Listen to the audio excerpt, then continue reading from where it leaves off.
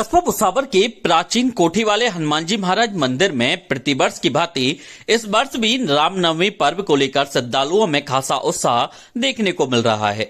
मंदिर परिसर में धार्मिक आयोजन की तैयारियां पूरे जोश के साथ की जा रही है। वहीं 26 मार्च को निकलने वाली भव्य रथ शोभा यात्रा को लेकर भी भक्तों में भारी उत्सुकता बनी हुई है। मंदिर महंत रोहित शर्मा डब्बूजती ने जानकारी देते हुए बताया कि रामनवमी पर्व को लेकर मंदिर समिति द्वारा सभी तैयारियों को अंतिम रूप दिया जा रहा है।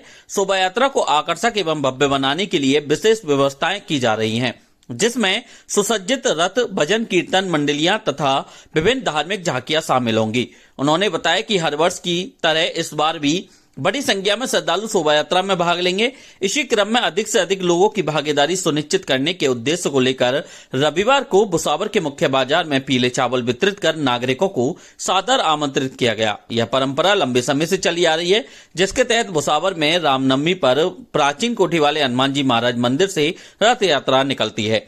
मंदिर समिति के सदस्यों ने आमजन से अपील की है कि वे अधिक से अधिक संख्या में पहुंचकर शोभा यात्रा को सफल बनाएं और भगवान श्री राम के जन्मोत्सव को हर्षोल्लास के साथ मनाएं। इस अवसर पर धनेन्द्र पांडे, प्रबोध सोनी, टीटू जांगीर, शुभम अग्रवाल, काना, रवि गट्टर सहित कई भक्तों का विशेष सहयोग रहा। कुल मिलाकर कस्बे में रामनवमी पर्व को लेकर धार्मिक माहौल बन चुका है और चारों ओर भक्ति व उत्साह का वातावरण देखने को मिल रहा है। इन दिनों भुसावर उपखंड क्षेत्र में रबी फसलों की थ्रेसिंग का कार्य किया जा रहा है, जिसमें थोड़ी सी असावधानी दुर्घटना का सबब बन सकती है, जिसके लिए किसानों को जागरूक करने का कार्य कृषि महाविद्यालय द्वारा किया जा रहा है। कृषि महाविद्यालय भुसावर के डीन डॉक्टर उदयवान सिंह ने बताया कि थ्रेसिंग के दौरान किसान ढीले कपड़े पहनकर काम न करें, क्योंकि ये मशीन में फंस सकते हैं। थ्रेसर में फसल डालते समय हाथ को मशीन के करीब न लाएं। थ्रेसर की बेल्ट, पुली और अन्य घूमने वाले हिस्सों पर सुरक्षा कवर लगे होने चाहिए। डॉक्टर उदयवान सिंह ने कहा कि काम शुरू करने से पहले बोल्ट, नट एवं बेल्ट की जांच अवश्य करें। थ्रेसिंग और पावर सोर्स के बीच कम से कम 3.5 मीटर की दूरी रखें। नशा करने के बाद या अत्यधिक थकान की स्थिति में थ्रेसर पर काम ना करें।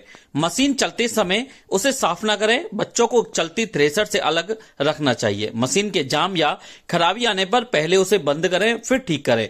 धूल से बचने के लिए मास्क और आंखों की सुरक्षा के लिए चश्मा अवश्य पहनें। रात में थ्रेसिंग के दौरान प्रकाश की पर्याप्त व्यवस्था होनी चाहिए। थ्रेसर का 1/3 पन्हा लोहे की सीट से मजबूती से ढका होना चाहिए। सावधानी अपनाकर थ्रेसिंग मशीन की घातकता से बच सकते हैं। रबी फसलों की थ्रेसिंग का कार्य चल रहा है और यदि उसमें थोड़ी भी असावधानी हो जाए तो दुर्घटना होने की संभावना रहती है। कई बार अंग भंग हो जाते हैं या मौत तक हो जाती है। इसलिए हमें थ्रेसिंग के दौरान ढीले कपड़े नहीं पहनने चाहिए। विशेषकर लेडीज जो साड़ी पहन के काम करती हैं, अपने पल्लू को कमर से बांध लें। और जो रात के समय थ्रेसिंग करते हैं वो भी गलत है। या बहुत ज़्यादा नींद आ रही हो या थकावट हो या नशे में भी हमें थ्रेसिंग का कार्य नहीं करना चाहिए। थ्रेसिंग से पहले ही नट बोल्ट सभी को चेक कर लें कि वो सही अवस्था में है कि नहीं है।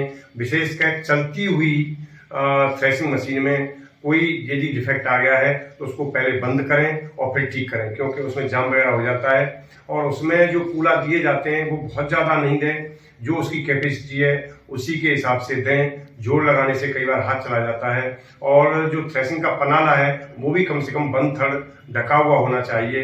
और ट्रैक्टर और थ्रेसिंग में जो दूरी है वो कम से कम 3.5 मीटर रहनी चाहिए। धन्यवाद।